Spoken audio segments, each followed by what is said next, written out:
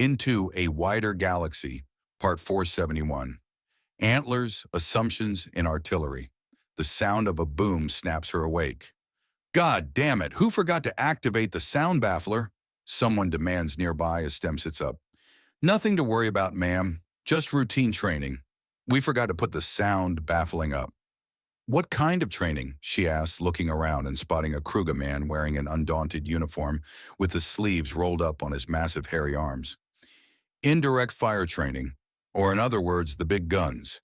We target tundra worm breeding grounds to trim the numbers, he says before smiling widely.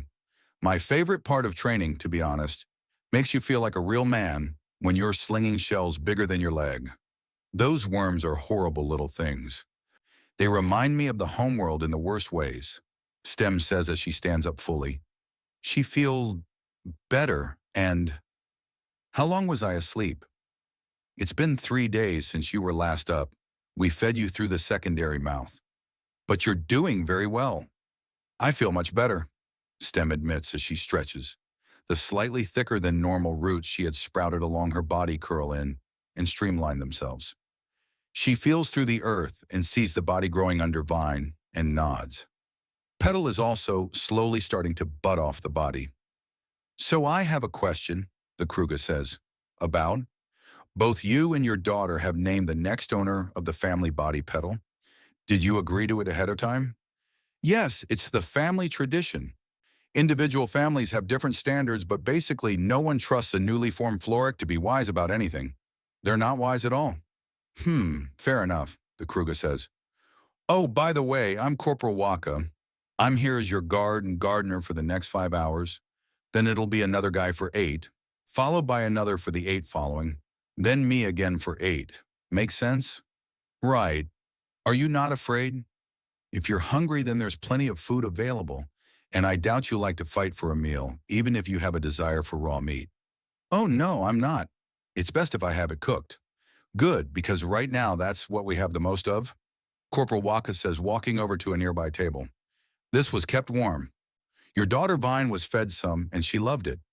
He pulls out a plate with a stasis lid on it, and he removes that to reveal a pile of cooked meat that looks like it simply fell apart next to a pair of drumsticks and a slab of beef. He hands the plate to her, and she takes a deep sniff. 2 mammal, 1 bird? Well, since there are 2 chicken legs there, I'd say 2 a bird? Fair. She notes before she picks up the slab of beef and takes a nibble. She then more or less inhales the rest of it. A large glass of water is held out to her. Wash it down and hydrate. Twofer. She takes it and throws back the water and then starts devouring the rest of the plate, crunching and swallowing the bones of the drumsticks as well, and pauses afterwards. Do you need another? Let's wait for this first one to settle, she says, and he nods. So you're feeling better, I hope. Much, she says as he takes the plate away and sets it down. There is no fear in his eyes. So what are you going to do with us? Finish flushing your systems of the poison, then see about getting you healthy and your ship cleaned out. Our official plan is to see if we can't make allies out of the Floric species, and helping you girls out is our first major gesture of goodwill. Corporal Waka says, and she considers that. Why, though? We Floric are feared and hated, and it's not even hard to understand why. I remember being newly grown from the family body, being hungry and not caring what it was. I emptied the family ranch and nearly broke down the airlock leading into the nearby station, only stopping when I saw my mother had decoupled us from it and were too far away for a space jump to take me safely over to it. My own daughter was just as hard to contain. I had to trap her in stasis before docking to get more supplies while I was teaching her patience and self-restraint. Petal is going to be even harder. Wait, so young Floric are starving? It takes an insane amount of calories and essential nutrients to produce brains at the sheer speed that our bodies grow them. To say nothing of the adaptations the body is constantly going through. We have enormous appetites. I'll send for more food to be brought up, Corporal Waka says, and there is a slight thump in the distance. What was that? Second round of indirect fire practice. We got the sound bafflers up. Why was it forgotten to begin with? It's considered entertainment by most. People eagerly use the gardens to listen to the impacts, and some celebrate or play games based around it. We're proud of our training, and hearing it happen is a good thing, Corporal Waka says with a slight smile. I see. So do you have any plans? Like what level of danger will Petal be? Do you need to get off world, or can she be contained? The trouble is balancing containment with teaching, discipline with mercy. Get it wrong and you teach the wrong lessons. The type that take lifetimes to unlearn, Stem says. Do you think you can do it again? Hopefully, it's been a few decades since Vine put me through my paces. And this time I'll be mobile and have ever help. Do you have someone to call to help you out? I do, which is partially why I want to leave. There are safer places for this. Not everyone can get there in time, especially if the daughter is willful to the point of hijacking the ship. How smart is a newly formed Floric? They have all your technical knowledge, none of your emotional connections and personal memories. What about newborn Floric? Waka asks. Born? Oh. She puts her hand on her stomach. You know, it's kind of funny. That instinct is cross-wired with the urge to self-decapitate. It's the same to us. Do they get the memories too? I don't know. I have never encountered a Floric born of the womb, I think. It's not exactly a topic of casual conversation, or polite conversation for that matter. Might be some interesting data to gather. How many new branches of Floric families are produced? All told, if you're ageless and reproduce through such a unique way, the species could be argued as fairly young, generation-wise. Less than you think it. Never mind, Stem begins to explain before cutting herself off. Something wrong? No, but there are things that we don't talk about. Floric males, right? You protect them, Private Stream notes as he walks through the nearby grasses. They're so tall that only his hat appears above the dusky tan, swaying stalks. What? Waka asks. No, there have never been any confirmed sightings of Floric males, Stem states. If you insist, I'm just speculating. With how hungry the galaxy is for men, a type of men that gives you more men when you take their heads off would be incredibly tempting, especially if they're ageless and need less food. There are no Floric males, Stem insists. As you said, I'm just speculating on why such a thing, if it did exist, would be rightfully and reasonably kept secret. It cannot get out. It won't, not from me.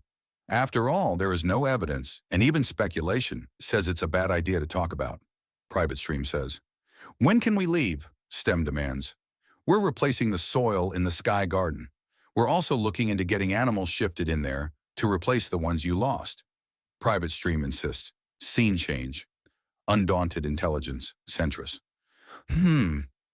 Shit, okay. Time for some damage control. Herbert notes as the information from Zalwar is sent to him. I need a stream. In seconds, there are 5 young-looking soldiers next to him. All right, privates, here's the long and short of it. We have non-solid evidence of there being a Floric secret in the form of Floric males. They're being protected by even civilians, so we need to find a way to calm them down. We're in a delicate stage of communication with the Floric peoples, and having figured out one of their secrets more or less by accident isn't going to make things easy on us. What is the evidence? Personal reactions from a Floric civilian. The Private Stream speaking to her was being friendly but stumbled onto something personal. And if it's as potentially as big as it seems to be, then we need to head it off at the pass. If we're wrong about our assumption, then this is a show of care and consideration. If we are correct, then it is a show of openness and contrition. Either way, this is the correct course of action to take in this scenario. Herbert says, You boys are my escort. As I'm currently working as an administrator, I do not leave the area without protection. Mr. Heron will be taking over from me while we do this. Any questions? How do you think they are going to react? The Floric are persecuted and insular predators from a hyper-lethal death world. Not well. No one goes out without armor and a recall beacon, Herbert says. Will we need it? I want to say not likely, but that's not a flat no. Armor up, Herbert orders. 15 minutes later, he is offering a wave to the guards at the edge of the distant wilds and heads in. Just beyond are the mech armor-bedecked Floric, and they give him odd looks through their transparent plated armor and escort him right into the embassy. All right, what's this about now? You said it was urgent. Ambassador Woods is all business. I believe that a member of the Endless Stream Initiative stumbled onto a Floric secret, and as the leader of and founder of that initiative, it is my duty to handle the problem. Can we speak? Of what is either a silly misunderstanding or something I need to make up for? Herbert says, and her eyes widen. Into my office. Are all those individuals also? Everything a private stream says or does goes into the archives we use. This allows any private stream to continue a conversation or behavior witnessed elsewhere. Gives the project far greater unity and efficiency. Which means that when one of ours was speaking casually to a Floric, and the topic of birth versus decapitation came up, it led him to certain realizations. Inside, Ambassador Woods says, and they all enter her office. Bosno stands up and starts looking around as he picks up on his mistress's ill ease. The door is closed. What do you know? We have speculated that the Floric might have a protected class of men. Protected through secrecy, because as bad as your situation with the wider galaxy may be, at the moment things could get worse, and you are staunchly opposed to that. In what manner could it get worse? She asks in a tone of forced lightness. Events that have mass cloned men for the sake of selling them off have already proven that people are willing to be immoral monsters in regards to getting what they want from your kind. If it was known that a naturally ageless line of men existed where they could mass produce them over a period of years, and it would be without cloning and the legal restrictions and such to them, and to a species with a terrible reputation, he doesn't elaborate, he doesn't have to. And what do you plan to do with this information? That's up to you. It's your information, but it's out there. In rumor only, I will never confirm anything so absurd as a male Floric existing. Now, if you happen to encounter a male alien with Floric traits, then you know he has a Floric ancestry. But that does not make them, strictly speaking, a Floric, Ambassador Woods states. I see. Understand that if any such creature were to show up and request undaunted training, they will be afforded no special treatment or consideration beyond biological considerations for their physical needs. We expect all recruits to undergo our training to the same standard. I understand. Thank you. Incidentally, the private stream speaking to Miss Stem appears to have agitated her by bringing up the potential issue. Is there some way to calm her? She is still in the process of recovery and recuperation, and rushing off won't help her. Aja, can you get me in direct contact with her? It's clear that the Undaunted are moving in a strangely respectful and agreeable manner. I understand logically that you may be entirely honest and upfront, but paranoia and caution are the watchwords of our species. So, how do you want to do this, ma'am? Can you get me direct contact with the Floric in question? Of course.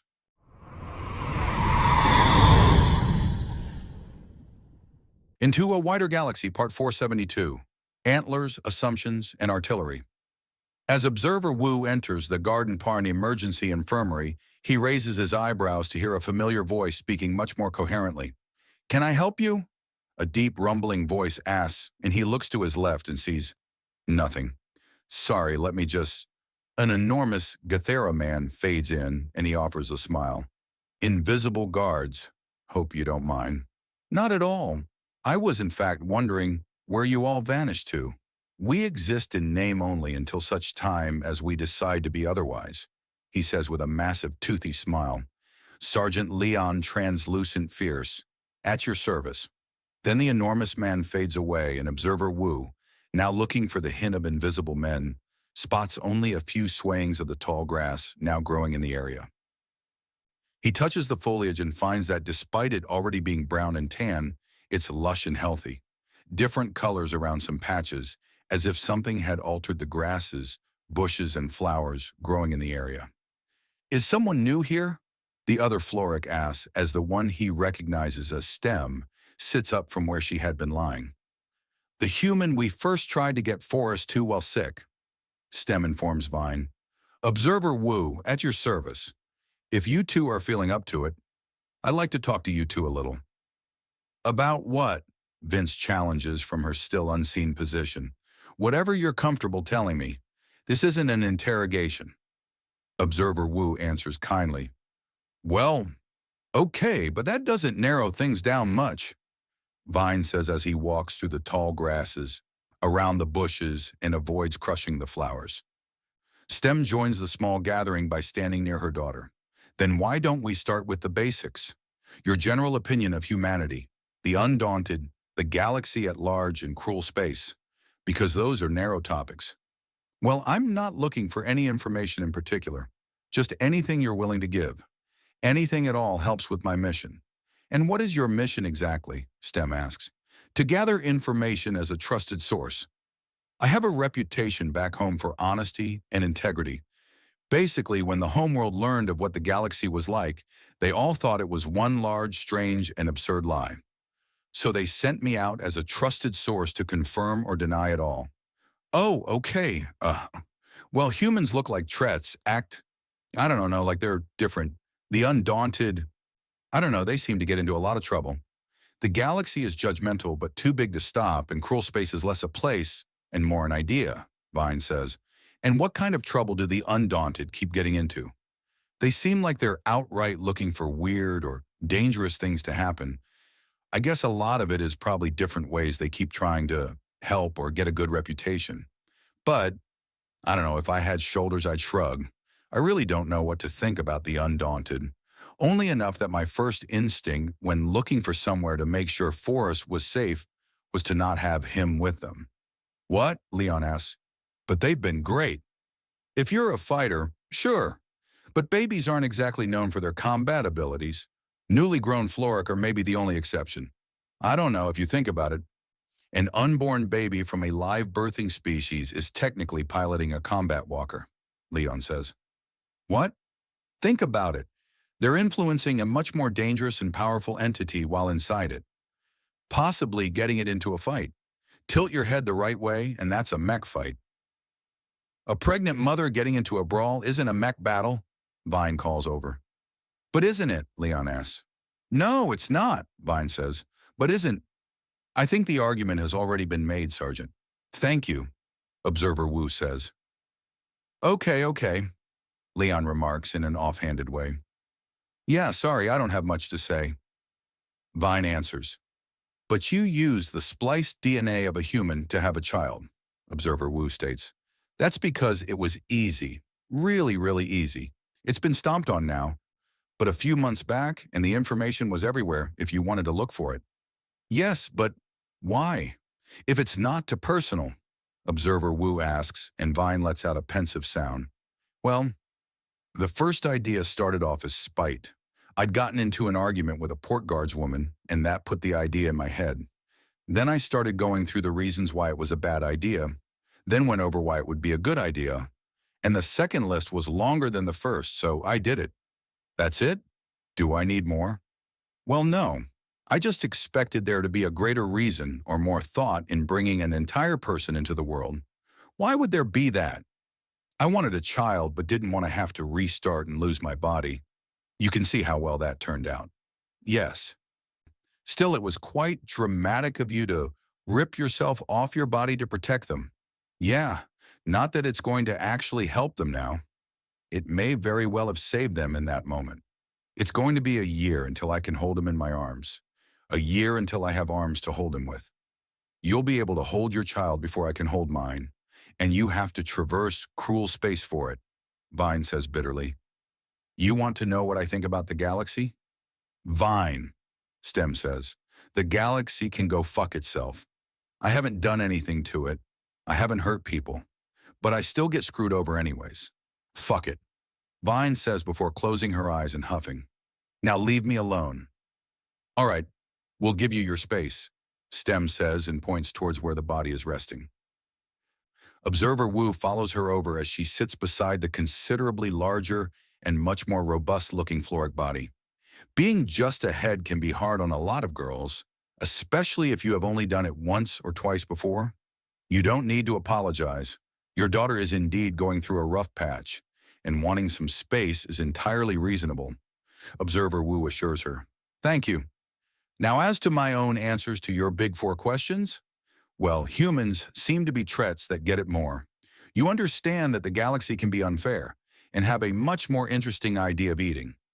Also, you tend to pack bond with everything, And this ties into the Undaunted, who they're basically teaching to pack bond with everything.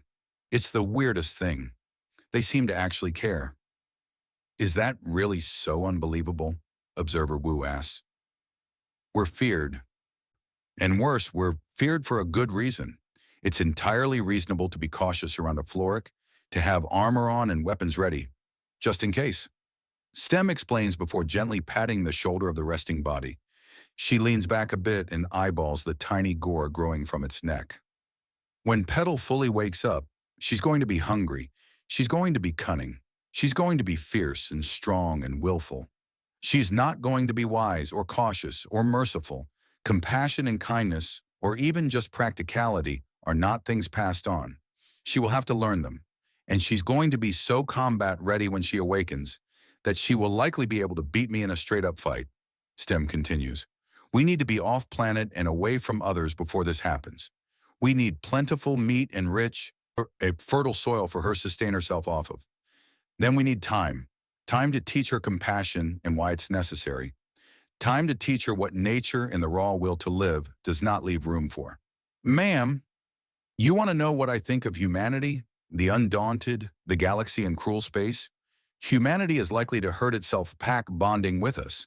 The undaunted will do the same. The galaxy is justifiably afraid of the Floric, and cruel space may be the only place safe from a rampaging newborn. Grim. I'm feeling pessimistic right now. I've not had a good few days and have been reminded rather harshly at just how little people think of hurting me and mine. Even though the undaunted have helped you, I don't fully know what to think of that. People have reached out to us in the past, long ago. They all give up eventually. No hope of things being better this time? Observer Wu asks. It's called pattern recognition. There have been concentrated efforts to rehabilitate the Floric, but it always fades away, falls out of favor, or is forgotten, Stem explains. I made a study of them, you know. The pattern is consistent and keeps happening. And the pattern is? Outreach programs run out of funding, people grow careless, and then some idiot gets too close to a newly formed Floric, and there's a scandal. The media spins it like a tornado, and we're back to the beginning again. Stem explains before taking a sigh. And now the undaunted are going to try. This one is going to be bad. How so? Men. Undaunted are mostly male, and the girls of the galaxy get really touchy when their baby daddies to be get hurt. The undaunted are also military. There's a good chance they'd be able to hold back a rampaging Floric, Observer Wu says. Yeah, and that won't make things even messier, Stem notes bitterly. She then heaves a sigh and seems to wilt a little. Metaphorically, at least. Not literally. So there's no hope? I didn't say that. I'm not feeling hopeful at the moment. It's not a crime to feel down or bad about things, regardless of what some people say. Stem says, a fair point, madam. Do you feel comfortable speaking to me further? About another topic if the first ones have run their course. You're happy to talk about anything, right? Yes. All right, she says before turning and tapping on the visible abs of the sleep body next to her. 6 generations. This body isn't that old and it can still rip a person open. Imagine how insane it gets when you're in the double or triple digits. Do Floric bodies really last that long? Physical aging works different for our kind. Eventually we reach a point where the need for nutrients and calories overtakes how much power we can give out. Even with sunlight, soil and axiom helping. But at that point, a Canador in full power armor is going to struggle against a naked Floric. Takes about 1,000 years for a body to get that powerful, so long as it lasts that long on its own. Most don't make it past 500. This one is 370. Can things speed that up? Of course. If you put your body through the ringer without killing it, then it gets stronger a lot faster. Florics that stay on the homeworld or go into hunting or military careers half the time it takes to get that powerful, sometimes they even quarter it. But, well, most of us don't. Why not? It's the balance with us. We're very capable of survival, but the biggest survival strategy is to simply not put yourself in danger. Despite everything, the terrible rumors, the dangerous instincts, the hunger. We Floric seek peaceful lives. Almost any living creature prefers peace over endless problems, Stem explains. And yeah, there's a hunger for excitement. But excitement and extreme danger where a single mistake can kill you is too much for most. Hmm, nothing is ever so clear-cut, is it? Of course not. Most people's are pretty varied, but the wider patterns are awful, Stem says as she considers things. She looks to the body again, makes as if she's about to say something, then says nothing. It repeats a few times, and then she sighs. This is going to keep happening. A Floric's head is immensely tough, to the point that most creatures on the homeworld can't actually eat a Floric head. But the bodies quickly grow more potent. Already the body's at a level where it could almost ignore the poisons, even as Vine was dying from it. If she hadn't ripped herself off it, it would have killed her. And it's going to be even worse for Petal. What are you thinking? Observer Wu prompts. It may be time to trim the body, weaken it deliberately so that it doesn't cause harm to whoever's controlling it, she says thoughtfully. Is that common? Some adaptations are just problems. When powerful thorns grow from your knuckles, or armor plating develops out of your skin, you usually need to trim things. Have you seen more exotic effects? Oh yeah, for a while this body had a thin fungal layer on it that would instantly shift and expand when exposed to a vacuum. Thankfully, we didn't need to trim it as the adaptation going without being used for so long faded.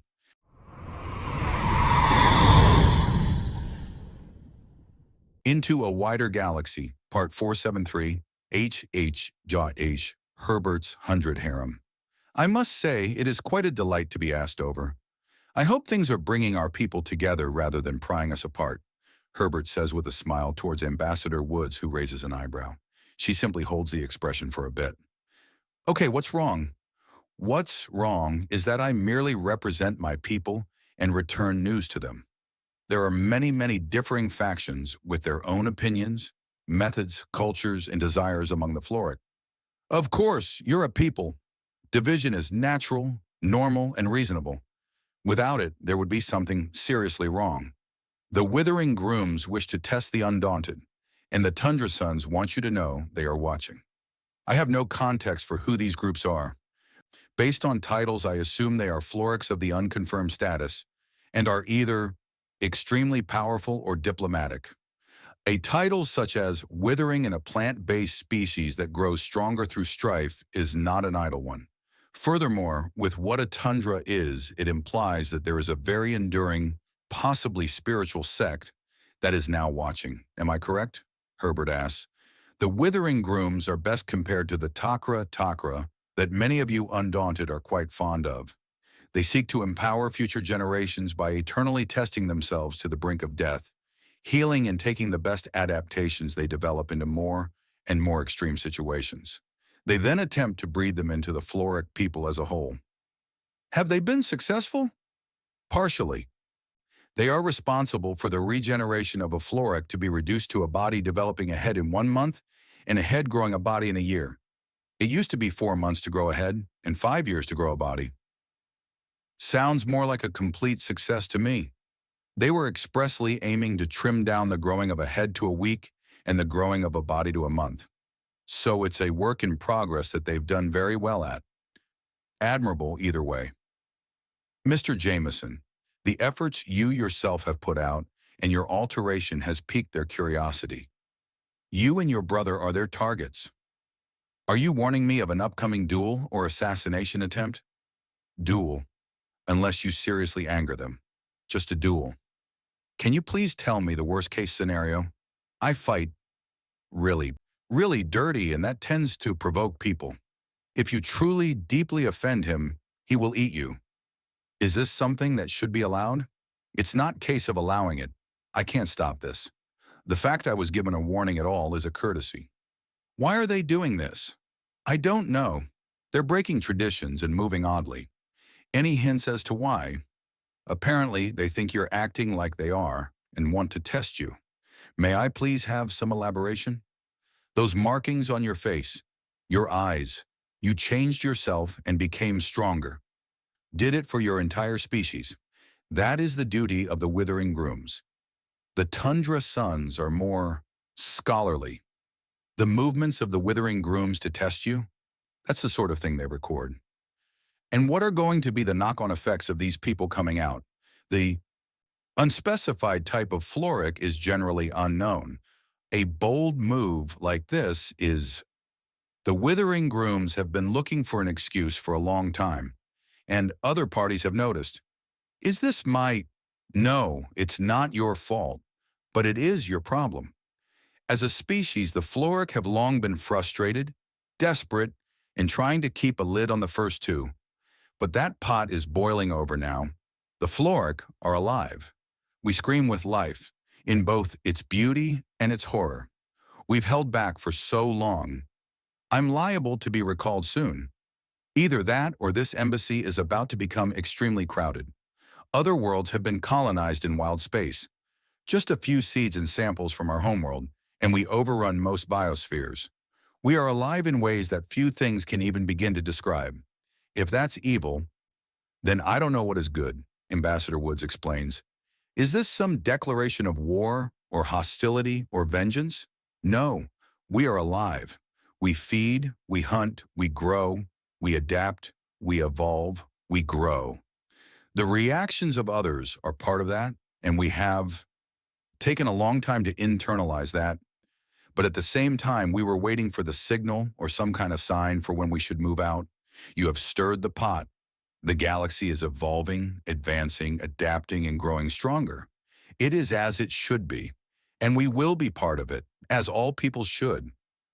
This is a spiritual moment for you, isn't it? Herbert asks. It is. I'm actually a little numb at the moment. This wasn't something I ever expected to see. It was something whispered about by philosopher, scientists, and spiritual leaders, a distant truth generations away. You humans, you take things too fast. Or did everyone else just get too comfortable sitting down? Herbert asks impishly. So, me and Harold are going to be targeted. Okay, this is doable. Tell me, do the Withering Grooms take challenges? Challenges? If we greet them, accept the duel, and challenge them to make it a certain kind? Will that work? Of course, if anything, they're liable to respect that more than anything else. Good. This will let us to prevent collateral. Now, is there anything that they consider unlawful, wrong, or somehow cheating in a duel? It's one-on-one. Allies startled into attacking them if you lead them into your own camp, or using dangerous wildlife is acceptable, but outright calling for backup is not. What about indirect fire? Ordering people to use weapons on your behalf? That is fine. And can things in the duel be forbidden, such as stipulating that no ships fire into the fight, that no high explosives or the like be used? Yes, she says after a moment, and Herbert heaves a sigh of relief. Are you planning something? I'm planning on turning a potential diplomatic incident into a party where everyone wins. Care to scheme with me? Well, I would love to. You have less time than you think. When the Withering Grooms claim they start moving, it's because they're already where they want to be. I called you immediately when they sent me the warning. Your brother has hours at most, and they're likely already on Zalwar and Centris. She says, I need to make some calls. Right now. Herbert says as the door opens behind him, and an enormous figure steps in. It's a man. It's a floric. His skin is hardened and toughened wood. His arms from the elbow down are living forests of spines terminating in massive, brutal claws, and his shoulders naturally armored upwards until just below eye level to better protect his head from the side. From the knees down, he's a similar situation, but with brutal claws almost akin to bird talons. The natural whorls and ridges of his bark has glowing motes of axiom totems worked in, and Herbert can sense more than one of them contain weapons and likely armor and tools. What clothing he is wearing has numerous pockets and holsters stitched into it and gives the impression that he's wearing something halfway between a number of bandages and a formal robe from the way they all hang off him. Greetings, shifter of species. I would like to see your skill. Gladly, but first I need to inform my brother, who is soon to be tested as well, about how to best comport himself with your fellow Withering Groom. Of course, I will wait for 1 hour at the landing pad. Make whatever arrangements you feel you need. Thank you, Herbert says, and the enormous floric man walks out of the room and departs without a further sound. Herbert holds down the emergency contact button for Harold. Hello, Harold. We have a big problem. And by we, I mean you. Does this have anything to do with the sensation of someone wanting to eat me from outside the arcology? Harold asks. That is a Floric man from the Withering Grooms. He's there to test you, will respect rules or conditions you set, but it's pretty much guaranteed that he won't be leaving without a fight. Fun. Think empty hand master who's been evolving and growing stronger biologically as well as skill-wise, Herbert says. Extra fun. All right, I'll go entertain our new friend. Is there something else? I'll tell you after my own fight. Your fight? Herbert. I'm the fighter. What are you going to do? What I do best. Outsmart him. Don't worry, I got mine, you get yours. Remember, respect is the watchword. I think I'll go for novelty too. After all, this is a test. No reason we can't test them in turn, Harold says. I was thinking the same thing, Herbert notes. Now, if you'll excuse me, I need to get some things run over to me. Cool. Try not to have too much fun. We need something to do together later, Harold says cheerfully, and Herbert laughs as he hangs up. Then he calls back to intelligence. Hey guys, I need package 12 Omega-2 brought over to the distant Wild Embassy landing platform within the next 20 minutes. Code 00 Rock Michael Blue. Non-stealth drop, got it. Scene change. Undaunted arcology just outside Zalwar. Yeah, like I said, we're about to do something pretty goofy, Harold says into his communicator and smiles widely at the sight of the Floric man standing as his robe bandages blow in the wind. Very dramatic. I approve. You know why I am here? The Floric asks. His skin is covered in dense bark, and leaves with axiom patterns flap on vines alongside the bandages he wears. His frame is very streamlined and smooth, but he gives the impression of a willow tree with a jack-o'-lantern carved into the trunk. Long vines and willow branches sprout from everywhere his body's exposed by the bandages, and his eyes glow green with intent and power. You want to test me? Honestly, if I wasn't told you were, withered groom, was it? Yes. If I wasn't told this was you wanting a duel, I'd have ghosted you for just spewing endless bloodlust directed at me, Harold says. How long have you sensed it? I felt you hit the atmosphere 40 minutes and change ago. 42 minutes? Impressive. Your instincts are superb. Thank you. Care to wear this? Harold asks, tossing a small band to the Floric. The man catches it and examines it. A tracking beacon? He asks as Harold secures another one around his left wrist. Yes, now if you're willing to have some fun, I'd like to do something I haven't had a chance to yet, which is a running duel. Basically, you against me, and just us racing as we fight, competing in speed and endurance on top of our battle prowess. We go until the other is immobilized, surrendering or unconscious, and the winner has to safely evacuate the loser in addition to themselves. Gotta keep it friendly after all. I accept, under the stipulation that you do not call in assistance or indirect fire, the Withering Groom says. Sounds good to me. Excellent. Know that I am Kudzu, the immortal of the Withering Grooms, and I am Harold Armory Jameson of the Undaunted. My rank is operative. My title is Saint Redblade. Will I be seeing this blade? We're having a friendly duel. The red blade is not a friendly one, so not in battle. I don't want to kill you. I see. Shall we? Kudzu asks as he steps out while slipping on the tracker. We shall. We'll also have an audience. I expect it as such, Kudzu says as drones start flying overhead. I trust you understand the danger of the tundra worms? I do. Good. We fight, Kudzu says before sprinting off the hypercrete, and Harold races after him. The vines trailing behind Kudzu suddenly twist and are wrapped around a variety of weapons, all pointed back at him. Barrels start lighting up, and Harold dips to the side to avoid coil shot, and the rounds detonate behind him. Harold grins as he notes the bevy of explosive rounds racing towards him. His hands flash to his expanded pockets, and a pair of sleek rail-shot pistols slip out. He races harder as he weaves around the munitions coming his way and opens fire with tri-tight anti-material slugs. Kudzu dips away with barely a hint of effort, but he does glance back, and Harold can see an eyebrow raised ever so slightly. He has the Floric's attention. The next pair of rounds heading for Kudzu forces him to look away to dodge one of the shots going right for his eye. The Florix slows ever so slightly and turns his head to look directly at Harold. Curious, Kudzu says. You're exhilarated.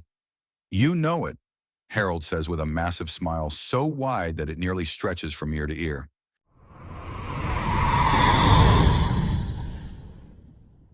Into a Wider Galaxy, Part 474. HHH, Herbert's 100 Harem. So, do you have a name, friend? Herbert asks the withering groom, even as a drone arrives with a large metal crate that has a door on the side. He pauses before walking in, and there is an amused look on the spiked Florix face. Briar of Thorns, the withered groom says. And I am Herbert Jameson. Excuse me, I need to get some fighting clothes on. Of course, Briar says, and Herbert walks into the miniature armory. 10 minutes later, he emerges and Briar starts laughing at the sight of him. Really? Yes, really, with the nonsense I'm about to do, there needs to be a proper warning, Herbert says as he holds out the arms of his recolored, bright danger yellow uniform that has numerous warning signs in reflective material. The symbol for radioactivity, numerous warning about explosives, sniper fire and deadly animals, depressurization, potential null events, and electrical discharge, are all present and accounted for across his coat and hat. Are those symbols accurate? Briar asks and smiles as Herbert pulls out an over-the-shoulder cannon with a massive barrel so large Herbert could stand in it, pointed right at the Florix as it starts to glow bright green. What do you think? Is that a gracer? Yep, Herbert says and pops the P. I clearly came to the right place. Kudzu isn't going to have half a good a time as this. Oh, trust me. My brother is as fine a host for a battle junkie as any man alive. I need this to keep pace. Really? The clearly interested and very pleased Briar asks. Scene change. Zal war between arcologies moving fast. Kudzu ducks under the spinning snap kick that then teleports to shift things and try to sweep at his legs, forcing him to dive and roll. The disruption of his momentum is just enough for Harold's true attack to land home as the anti-material pistol shots shatter two of his guns and cooks off the explosive ammo of the second one to launch them both apart. Before the smoke can clear, they both race into the obstruction and take a swing at each other, but both dodge just in time, resulting in them only dispelling the cloud as they circle around for another pass. Scene change. Centris, Distant Wilds Embassy landing pad. No doubt. So, how do you want to do this? I'd prefer if we could take this into orbit. Use the opposite sides of the orbital plates. You know, make sure we don't kill a family if we miss our attacks, Herbert asks. Or, we could simply not miss, Briar says, and Herbert's eyes go up. Oh, we're going that far. Are you sure? That's a level of trying that's usually reserved for when I'm making absolutely sure something dies, Herbert offers. If you kill me, I deserve it. I don't want to kill you. I want to be friends with the Florix, and killing one of their grooms sounds like a very, very bad idea, Herbert says. If you kill me, I deserve it. Now, fire, Briar orders. Okay then. Goodbye, Herbert says, then fires the enormous Gracer cannon directly into Briar, but the beam abruptly stops, and while the Florix is silhouetted by the sheer power output, it never fades or burns. Then as the beam ends, Briar is still standing there, his thorns now glowing a strange yellow color, and his previously dark eyes now burning with yellow fire. Very nice. Thank you, Briar says as he clenches his enormous claws into fists to turn his arms into massive spiked clubs, and he rushes forwards to try and reduce Herbert into a puddle of paste. Herbert jumps upwards, deactivates part of his cannon's safety, and grips the cannon hard before firing it. The blowback of the Gracer is enough to send him rocketing upwards on a beam of sheer power and carries him up into the sky. He cannot hold back the gleefully manic laugh as he works hard to keep the attack directly on target and then lets the beam fade and shifts himself in midair to adjust his grip again. Briar has taken the gap in the sheer attack to jump up to the level he's now at, and Herbert gives him a big smile. Having fun? He asks and fires again, directly into Briar's face to be blasted backwards and away. A thorn larger than his leg pierces the cannon and breaks directly through the firing mechanism before suddenly detonating and shattering the weapon. Herbert rides the largest chunk before jumping away from it. Luckily, or perhaps by design, Briar's thorn didn't destroy the emergency recal on the weapon, and the shards of it vanish before they can fall on someone. He tumbles through the air easily, feigning weakness to lure in his prey. He senses Briar approach silently from behind. Then as he reaches into his jacket for his weapon, the Floric vanishes from behind him and reappears in front. Just as Herbert expected, Briar thought he'd turn. "Oh," Briar notes as Herbert presses his active caster gun between his eyes. "Gotcha," Herbert says as he pulls the trigger. Briar punches to the side and avoids the energy beam that lances through the sky. He then kicks to redirect himself in midair, and Herbert activates a bracer on his left wrist to project a powerful, multi-layered force field barrier in the shape of a massive hexagon. Briar's attack breaks the shield instantly, but the impact is mostly dispelled. Herbert is still sent downwards beyond his terminal velocity, and he gathers Axiom to teleport even as he switches out the spent caster round. Before he hits the ground, he shifts and is now moving sideways above Briar. He blows the Floric a raspberry and laughs. "You growing roots? Keep up." His feet make contact with the topmost level of a spire, and he jumps hard to increase his momentum. He laughs as Briar gives pursuit. "I know you intend to use traps. I am no fool." "Who's the greater fool? The person tricked or the person who sees it coming and is still got?" Herbert questions. "By the way, I can do this." He then pulls at and reinforces the stealth inherent to his family. Briar nearly stumbles and looks. His eyes narrow in Herbert's direction, but he cannot focus upon him or find him. "Very interesting," the withering groom says. "That is very interesting." Then his eyes widen and he jackknifes backwards to avoid something he cannot truly sense. The very tip of his nose begins to bleed as he twists away and focuses as much Axiom as he can grasp into his senses. A tri-tight knife with Floric blood upon it. A small child in danger, warning colors that is so uninteresting. He fades from view even as he looks right at him, his every sense screaming that there is nothing there. But his combat sense telling him that the smile from the boy is incredibly dangerous. Then he is fully there, truly there. "Very well done. I've been looking to test this for a while in an active fight. I hope you don't mind." "Mind? I'm flattered. I've never seen this kind of stealth before." "I think that's rather the point." "You know what I mean," Briar says, and Herbert pointedly taps his left side. Briar mimics the motion. "Mirror," Herbert says, and Briar taps his right side instead. He then pulls out a small knife, stainless steel with a whisper of Kutha on it, a very subtle effect demanding it be ignored. It had been buried in his side to the grip. "Very well played. I see what you mean by fighting like an assassin now," Briar says, turning the weapon over in his claw and then tossing the whisper-thin knife back to Herbert. "If I really wanted to hurt you, I'd have used a poison one. But we're playing nice. Well done, child, but it's time for me to take initiative or lose my credibility as a withering groom." "Is this the appropriate time to panic?" Herbert asks with a smile. "You can. It won't help," Briar says before rushing forwards and pinning Herbert down in a single move before disrupting reflexive teleportations, phasing, and any and every other Axiom technique Herbert can think of as he brings one of his enormous claws down to impale him. Herbert is a game little bastard, though, and sacrifices his coat to reveal low-profile armor on underneath and barely avoids the swipe of claws.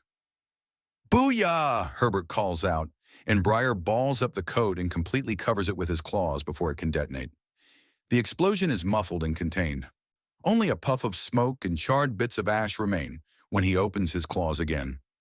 Briar gives Herbert no room to get his balance back as he brings his claws down and is surprised as Herbert instead grabs onto the sides of the claws and pulls, to absolutely no avail. Briar's foot claws are grabbing onto the spire's platform. Herbert gives it a few more yanks and puts his whole body into it. "Come on, get flipped!" Herbert grunts and is then picked off the ground entirely as Briar simply raises his arm, then catches a handful of crushed pepper and dirt right in the eyes. "Don't rub!" He rubs by sheer reflex and feels his eyes shred. He howls in rage and pain as he starts slashing towards Herbert, who's dodging hard, dipping into his stealth and vanishing. "No, no, no! There was crushed glass in there!" You need to calm down and let me heal you. I didn't think you'd rub. Why wouldn't I rub? You were on top of everything. I figured I'd get you to flinch at most. I didn't think I'd get you full in the eyes. You were aiming for the eyes, Briar protests as he resists the urge to slash and swipe as he feels Herbert approach. You're supersonic, Herbert protests, no longer in a fighting stance. He crouches down and focuses Axiom to heal himself, and Herbert brings his hands up to his face and focuses on phasing him, in just such a way to let the crushed glass and other irritants just fall away as he heals.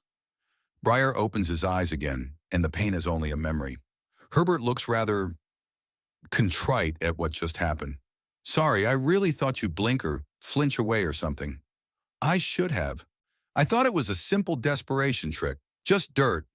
I'm not desperate yet, but the tricks only get dirtier from here on out. How much dirtier? Outright nasty, both physically and psychologically. Does that include intimidation through deceit? Yes. You're an audacious little shit. I'll give you that. Has anyone ever won by being timid? Law of averages says yes, Briar says before huffing. You've drawn blood, avoided my attacks like a master, and could very well have inflicted lasting harm. I'm impressed, but I want to see more. Can we be specific, though? We're not enemies, so I'm not comfortable doing things like glassing your eyes or the list of other things I'm going to have to do to keep this up, Herbert asks before he rubs at the Kutha totem in his belt, and there is a wavering before another bright yellow warning jacket appears directly in front of him. Briar grabs it out of the air and starts examining it. This isn't using standard expanded space. BT, there are tiny totems No, they're on the other side. These aren't expanded pockets. These are micro-portals worked into the jacket, with totems on the other side to disguise them as expanded pockets, which means that if I get nulled, the coat doesn't explode with my armory? Correct. It also means that if someone goes into my pocket, I can break the portal and their hand is now mine. Also, the coat can be sacrificed and the armory isn't lost. You do know that there are other methods to make a null-safe expanded space, correct? Briar asks, giving the coat back to Herbert, who puts it on and buttons up with a smile. Of course, but this coat is a weapon. Its safety features are more ways I can hurt people. I'm going to have to watch my fingers from this moment forward, aren't I? Yep. From here on out, anything you use to grab me, you're not getting it back. I actually believe you, Briar says. And so, despair, little fleshy thing. You have my respect. He then points a single claw at Herbert, who dives hard away before the massive blast of energy lances through where he was standing. Ah, you were storing it, not dispelling it. That's right, little one. You gave me a lot of gamma radiation. Time to take it back, Briar says, and then he slams his arms together and the world erupts.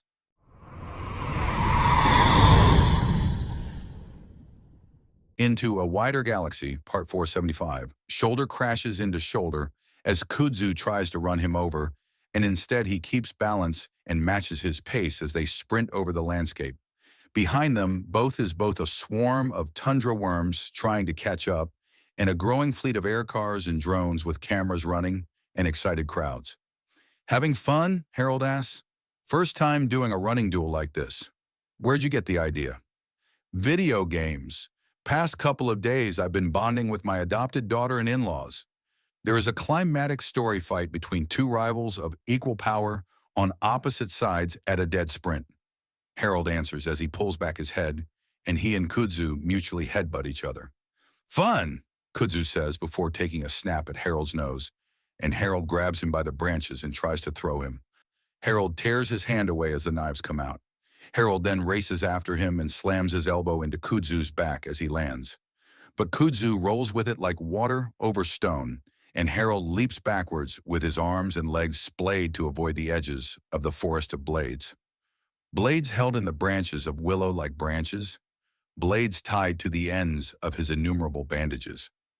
Kudzu has turned himself into a whirlwind of slicing edges, each of them with axiom running down them and increasing the effective length of them all, doubling them all.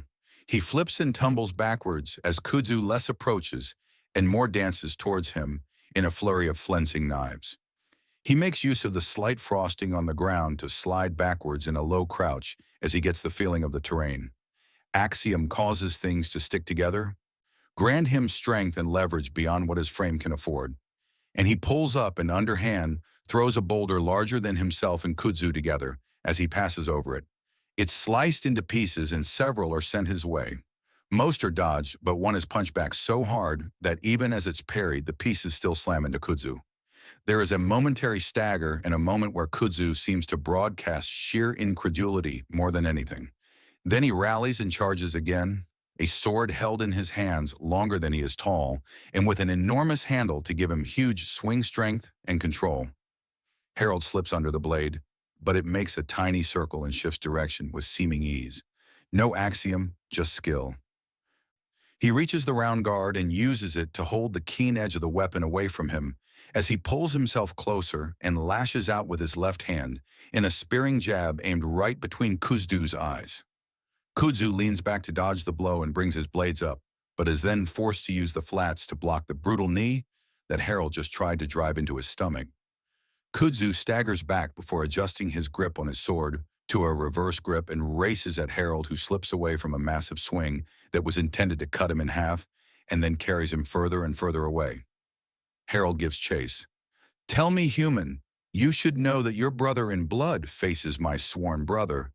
How do you think he fares?" Kudzu demands as Harold catches up. "Explosively," Harold replies eagerly. Scene change. Centrus. In motion at the highest levels of the spires. A secondary explosion follows the first that Briar causes and sends him staggering as the explosive charge that Herbert had phased onto his back as he dodged the nuclear blast goes off. The backhand from Briar trails massive axiom shockwaves laced with gamma radiation, and Herbert teleports past them and tosses a few small orbs directly at Briar, who swats them out of the air, only for them to unleash explosions as they weren't standard grenades, just small spheres filled with explosive powder. No timer needed when being hit by your enemy will set them off. Scene change. Zal war between arcologies moving fast. "So are you trying to bait out my sword?" Harold asks as Kudzu throws his sword at him with a line trailing behind it and then starts swinging it around fast enough to blur. "Perhaps," Kudzu replies, and Harold smirks, before suddenly diving to the side and teleporting past the swinging blade to kick at Kudzu, who blocks his foot with an elbow, thrusts up with his sword to try and stab at Harold as he's left hanging for a heartbeat by the blocked kick, and Harold traps the flat of the blade between his palms and holds it still as they race. They start trying to kick at each other as Harold completely traps the sword and has to move fast and efficient to avoid being tripped, kicked, or stabbed by the knives still dangling off the ends of bandages and branches. He then suddenly skids to a stop, and Kudzu is swung out as Harold redirects the momentum as best he can to try and slam Kudzu into the ground. He lets go, and Kudzu skids away before charging at him. Harold stops, takes a low stance with one hand out in front and the other pointed directly behind. He takes a deep breath and focuses as Kudzu flashes closer. His hand snakes around, punches the sword to the side, and steps forward as hard as he can to slam his fist into Kudzu's sternum. He hits hard and also elastic wood. Kudzu is armored, but not immune to physics as he's knocked backwards. But he's far from stunned or winded as he takes a probing swipe that then transfers into an intricate dance where Kudzu tries and fails to so much as nick Harold. "Is this because you want to face my sword?" "Yes. It's a brutal, powerful axiom weapon. I can't pull it. Even if I hit you with the flat of that sword, you're going to be..." Harold begins to protest before he slips to the side and catches the second sword that Kudzu just threw at him. Identical to Kudzu's on long straight blade, Harold turns it over in his hands and nods before clipping a small axiom totem to its end and putting on a matching finger. Kudzu raises an eyebrow, then steps to the side to allow the thrown sword to pass by. The sword that is suddenly in Harold's hand, and he deflects the swing. "Well done. I prefer a line, though. Allows more interesting techniques." "I prefer to not be levered around by my weapon," Harold says. "To each their own," Kudzu says before suddenly shifting his stance and throwing Harold before taking a probing slash. Harold blocks with the handle of his new sword and uses it to turn it around and bury it into the ground point first, and then pulls himself through the air and launch himself at Kudzu with his feet first.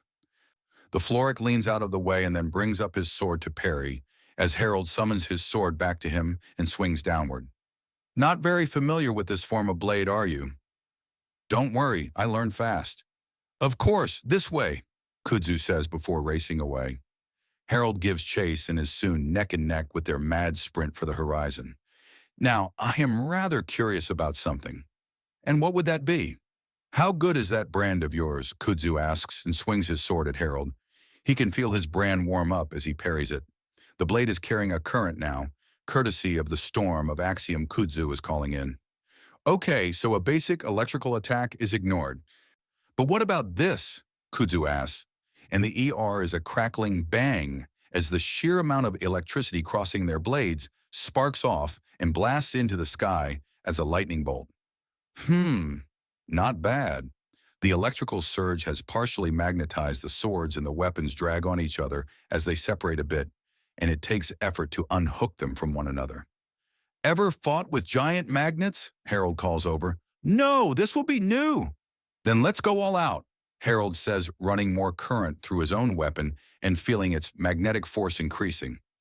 Kudzu matches it, and then they veer towards each other and swing.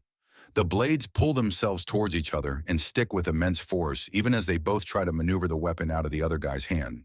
The strange combination between wrestling match, running duel, and sword fight, as they both seem to mutually agree to use minimal axiom to pry the now highly magnetized sharp bars that were once swords away from each other.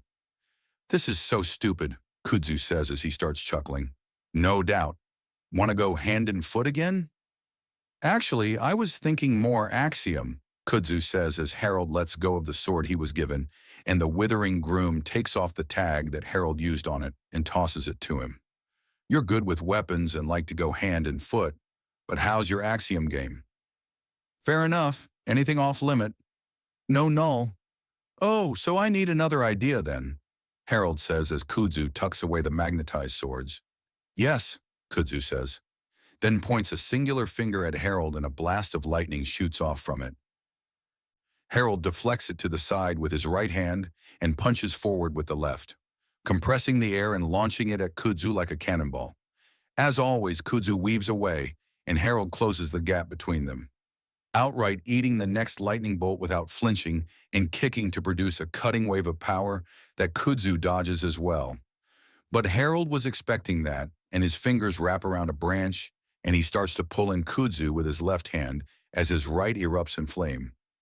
Kudzu's own burning fist slams directly into Harold's, and it becomes a competition of raw force as Harold switches to grabbing Kudzu's right forearm, and Kudzu grabs him right back as the heat grows, and they push against each other with as much force as possible. Then the ground beneath them starts to rumble, and they are reminded they were supposed to be doing this at a dead run. They both jump back as tundra worms snap upwards where they were once standing, and both of them hurl their fire directly into the emerging monster. Due north, Kudzu says, and races away for the horizon. Harold rushes after him and begins gathering fire in his hands and starts hurtling them at Kudzu like missiles. Kudzu's many swaying branches start slapping away the fireballs. Then Harold starts gathering energy in unusual ways, spinning the fire in his left hand as he uses his right to triple in its bombardment to keep Kudzu on the defensive. The energy flattens into a disc of extreme fineness that suddenly hurls directly at Kudzu, who rolls to the side to avoid the endless cutting edge that then whirls around to try and get him again, and he leaps clean over it this time. A few strips of cloth and a single swaying willow-like branch is sliced. The blade comes around again, and as Kudzu's eyes watch it, he does not lose track of Harold, and he dodges the flaming kick from the Undaunted, and then twists while bringing a storm of power in his own hand that he spears into the top of the returning disc and shatters the axiom construct.